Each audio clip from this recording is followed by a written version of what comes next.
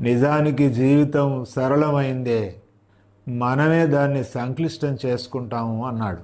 ఆయన చైనా తత్వవేత్త, మన బుద్ధుడి సమకాలికుడు, అటు సోక్రటీస్ కూడా సమకాలికుడు. ఆయన దాదాపు 2600 సంవత్సరాల క్రితం చెప్పినటువంటి మాట ఇవాళ మన ఆధునిక జీవితంలో మనకి ఇంకా ఎక్కువ వర్తించేలాంటి మాట ఆయన చెప్పాడు. 2 వాక్యాల్లో ఉన్న పరిస్థితి, ఉండవలసిన పరిస్థితి ఉంటుంది ఆ కొటేషన్లో.